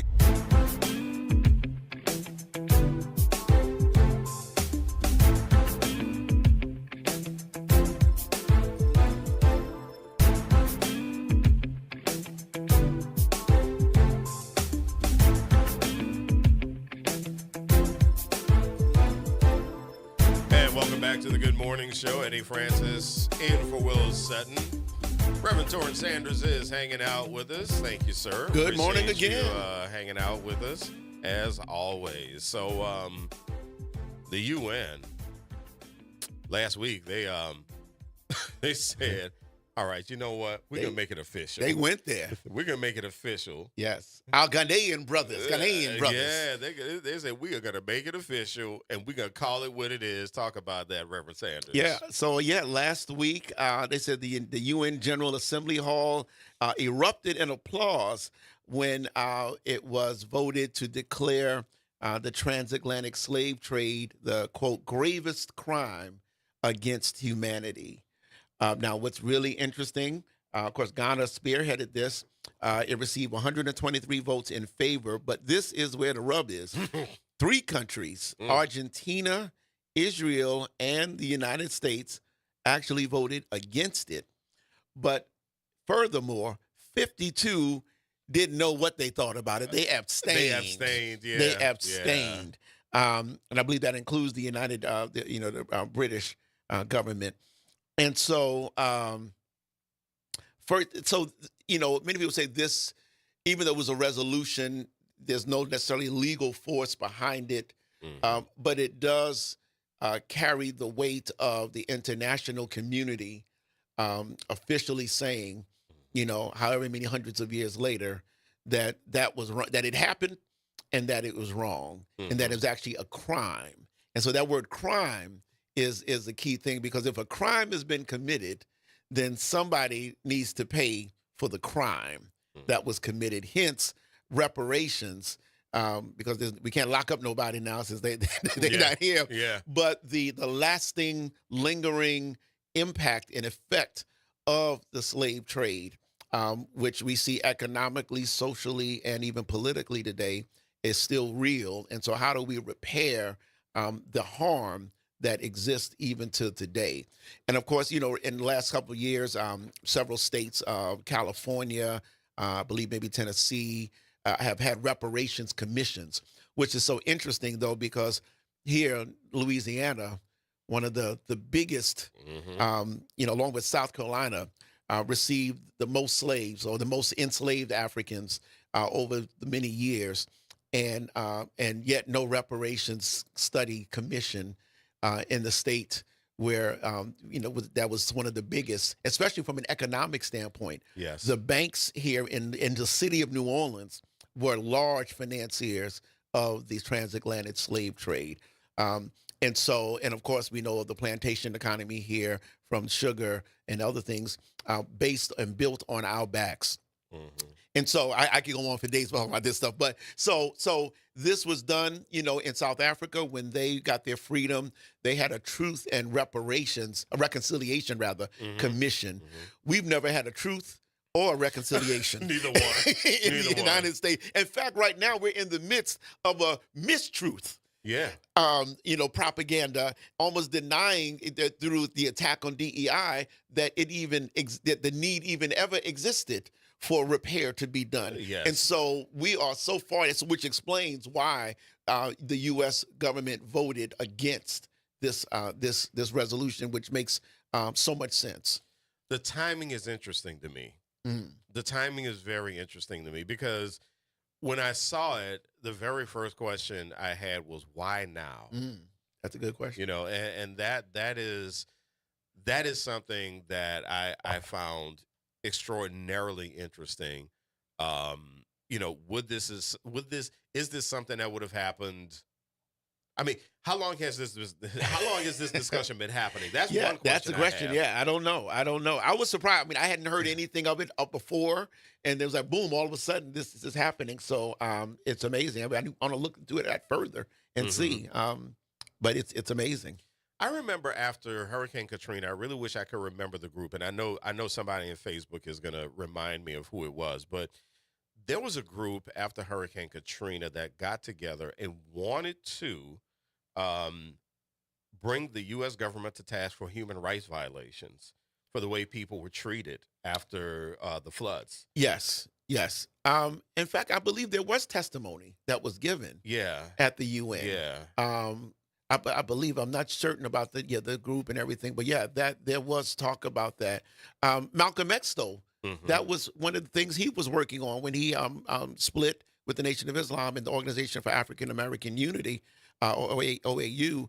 And one of his things was to go to the United Nations, specifically on behalf of the plight of African Americans, and have the UN declare segregation and what it's been doing as a crime. And of course, that never happened, but that was definitely something he talked about. So this takes, of course, is a larger scale in terms of the transatlantic slave trade, which, really didn't end. It's funny, this little history, when the founders of this country were, writing the Constitution, trying to figure stuff out, there was a huge debate about ending the importation of Africans, enslaved Africans into the country at that time in the 1770s. Yeah. And of course they said, well, they ended up with what's, we know they always do, they compromise. And they said, well, let's push it down to 1808. And so in 1808, there was supposed to be the ceasing of the importation of enslaved Africans. This was the original kick in the can. The original kicking of the can. It was the big, and we were in the can right there. And so a lot of it did cease during that time, but there was still, and the numbers, I've looked it up. It's hard to get numbers on how many more Africans were imported into the United States after 1808. But we know famously, right in Alabama, they said the last slave ship that was, an illegal, quote unquote, slave ship, the Clotilde.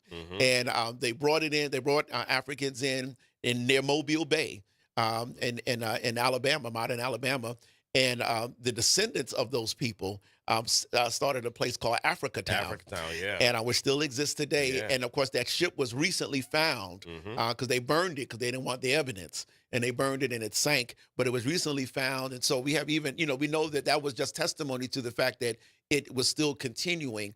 But the growth of our population as Black folk was primarily through, not through importation, but through babies and here in the United States. But so I just wanted to say that because of just the length of it and the breadth of it in terms of that triangle trade from Africa to the Caribbean islands, from all the way from Cuba to Jamaica to every place in between, and then down back to the United States and originally the colonies. So massive amounts of people, and the impact on Africa was great. Also, people look at Africa and say, well, what's wrong with over there? Well, what if somebody came and stole people from your family every generation for the next 5 generations? And kidnap people. Say, well, how come our family don't exist no more?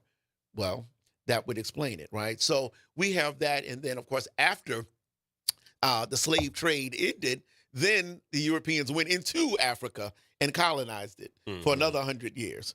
So in terms of this, it all acknowledges that and the repair that needs to be done really to make this world a better place.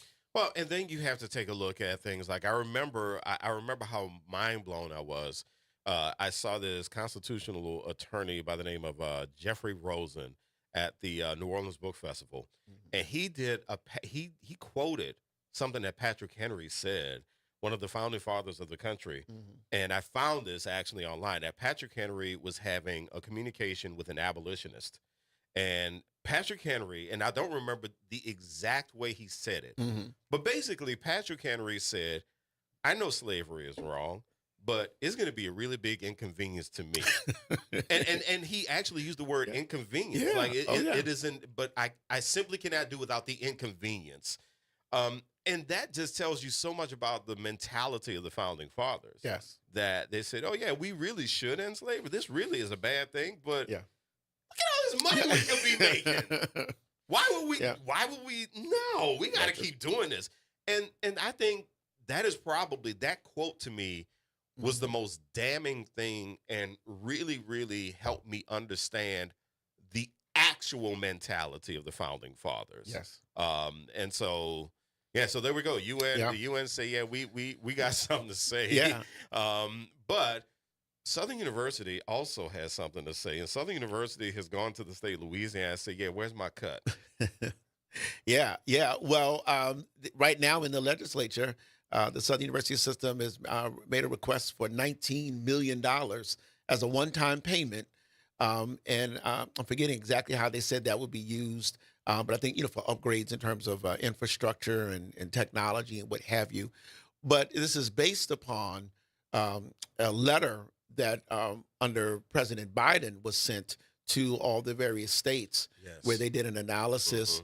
Many people may not know, you have what they call the land grant colleges. So LSU was a land grant. Southern University is a land grant. So land was granted from the state or from the feds, I'm not sure each time, for the development of a higher education institutions on that land.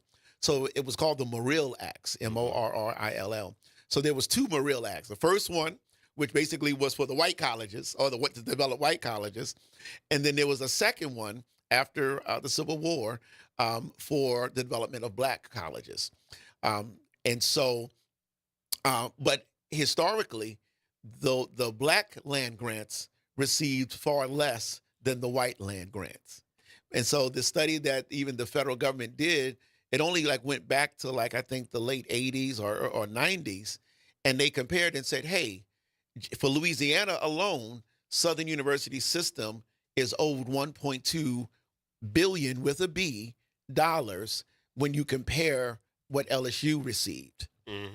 And so, there was an historical endemic underfunding for decades and decades of the black state school versus the white state school.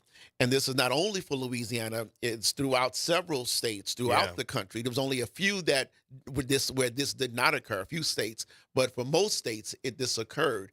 And so, and we should be asking for the billion. I was going to say 19 million. But I'm not mad at the 19 million. Let's get that. Start making the payments. It's a start.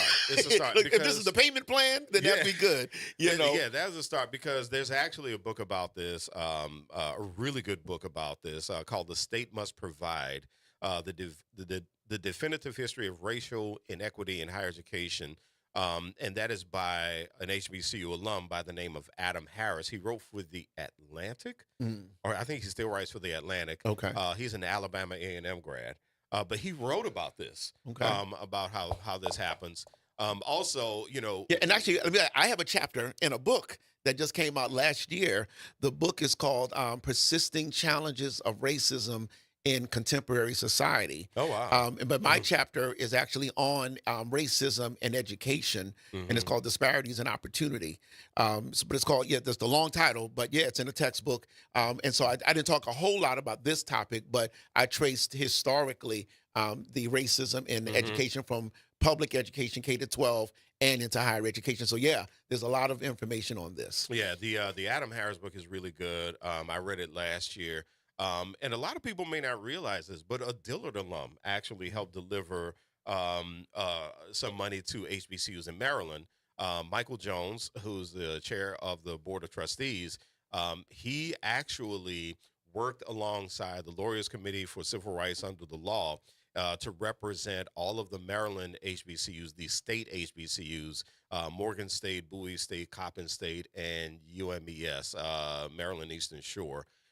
And so what he did was he worked on their behalf and wound up getting, what is the dollar amount? Because he's with Kirkland and Ellis, a $577 million settlement. And this happened in 2021. Okay. That's when that settlement happened. But that was in the end. I never heard of that, but that's great. That's a precedent. Yeah. And so, excuse me. So, Maryland delivered on that. So a lot of that money was delivered, I believe, to those institutions. But I wonder who the governor of Maryland is. Well, no, it was before Westmore. Yeah, it wasn't Westmore at the time. Okay, I can't remember. okay. But I remember the governor at the time wanted to put up a bit of a fight. Okay. And it was just like, don't do it, dude, because already this. Yeah.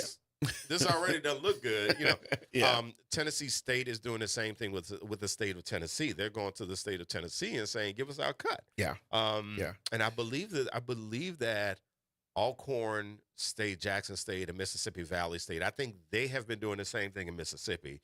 I don't know how much success they've been having, but I know that they have at least approached the topic. Just imagine, Doc Mosho was here earlier and talked about the number of black males being admitted to a med school now is not greater than who was being admitted in the 1970s. Right. What could be done with several $1 million? And not to say we want to just focus on black males, but black women too, black women, but to increase the preparation of existing students and future students in terms of for medical school and law school and wherever else and technology and AI. If we had that money to just pour into, and then the dorms, the athletic facilities, at Jackson State a couple of years ago, Travis Hunter, when Deion Sanders was there, said he was Travis Hunter was like the number one kid coming out of high school. And he decided to go to Jackson State largely because of Deion Sanders' presence. But that helped to turn Jackson State athletics around dramatically. I mean, they're much better off now than they were back then. But what if other major black athletes, went to black colleges again, where we had to go before integration.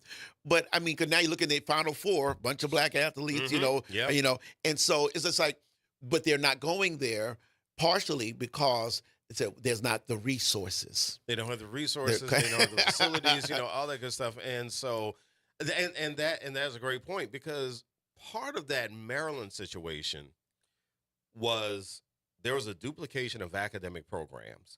Yeah. So Morgan State would set up something, Bowie State would set up something, Coppin State would set up something, and then all of a sudden, University of Maryland would have the same program, or maybe even Johns Hopkins or somebody would have the same academic programs.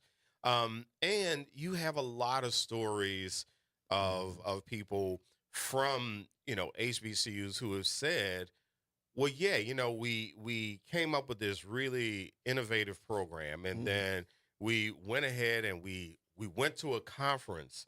And I remember sitting at a table with a bunch of people from, all these other SEC schools and Big Ten schools. And all of a sudden, they all had the same programs. Wow. So, you hear this kind of stuff all the time, that mysteriously innovations happening at HBCUs become something when they appear at a larger, predominantly white and state then that other school can promote it, and so then you don't even think that the other school even has it. Right. And then they don't have an Eddie Francis, they market it. Well, and then you have the things that happen in the academic community where, you might have academics or researchers at HBCUs who are not being properly cited in research. Ooh. Which is, that's right. That's a can of worms. That's right. That's right. That is an enormous can of worms. So when you hear, and I want people to understand this, when HBCUs are going to the state and saying, "Give us our cut," somebody told me this once. Somebody black told me this. It's like, well, we need to stop asking for handouts. That's not a handout. That's not a handout. That is what they owe. That's right. That is what they owe, because certain amounts of dollars are allocated for higher education for institutions. And so it is no secret. It is now the worst kept secret in public education, in higher education, that there are states that,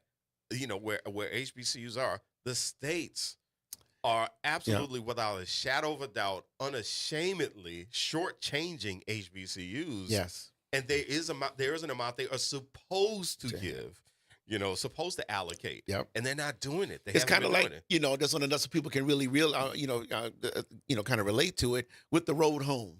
And if we realize, of course, a lot of us knew it in the midst, but years later, lawsuit which was one. Of course, they didn't give any money to rectify the error, but homes in the Ninth Ward, the lower 9 versus homes in Lakeview, right? And somehow the formula gave less money to the homes, all things being equal, but homes in the ninth and lower 9 didn't get the same amount of money.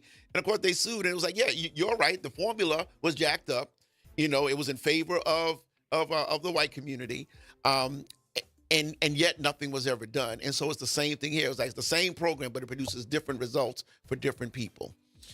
We're going to be back in just a little bit to close this thing out. It is the Good Morning Show on WBOK, what New Orleans is talking about all day long.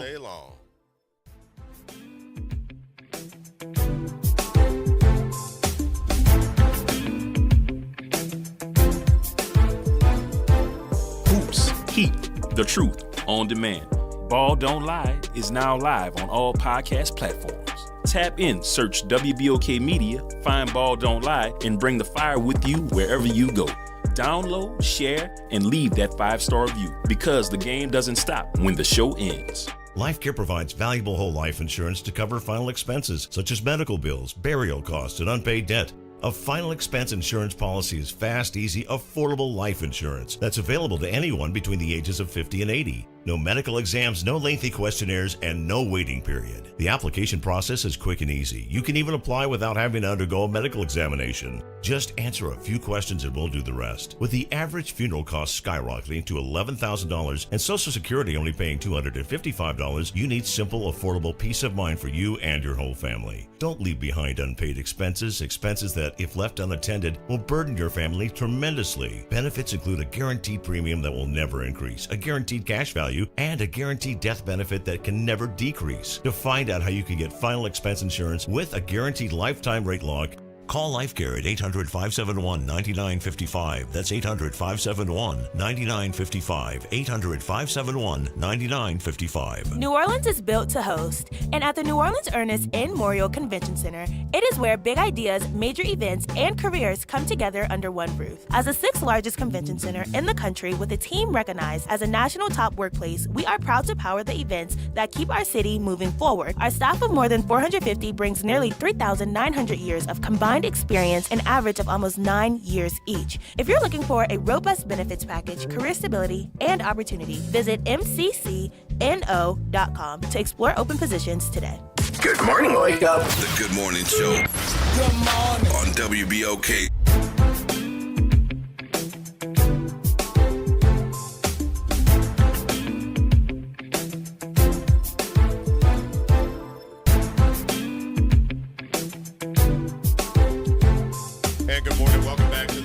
Show. Eddie Francis in for Will Sutton, Reverend Torrin Sanders joining us. And Torrin, I wanted to end the show. We talked about yesterday a little bit, and then it came up. We kind of mentioned it today, is representation in Black media. A couple of weeks ago, we had the pleasure of having Erin Haynes, who's the president of the National Association of Black Journalists, on the show. She came on because she was visiting Loyola for their media week. Okay. And she did a talk at Loyola, and Louisiana Weekly actually did an article about that. So March 26th, Reagan Irvin wrote a piece about Erin Haynes' visit to Loyola. And one of the things I wanted to point out from that, now, and the reason I wanted to bring this back up, is something that Haynes brought up, is that as we are seeing media consolidation, so much of that is also impacting diversity. She's worked with the Associated Press, the Washington Post. Diversity has long been the first casualty, and Black journalists are being impacted. But here's an interesting piece. In today's economic and political climate, Haynes discussed the importance of Black journalists in newsroom and called out the increasing termination rates of Black journalists at prominent media outlets. As a journalist and editor-at-large herself, Haynes let us know the negative effects this has, not just on Black journalists, but also on storytelling in general. She encouraged students to not take this as a defeat, but a way to express their value to news organizations and even more. And so as we are seeing efforts, we're seeing Roland Martin, who is pushing really, really hard. Yeah. We're seeing Don Lemon push really hard.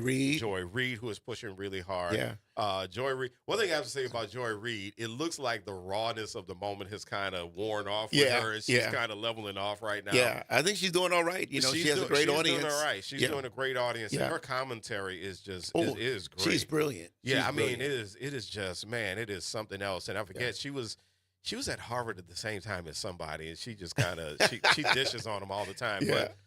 But and the work that we're doing here at WBOK, really pointing out the efforts of our ownership and everything.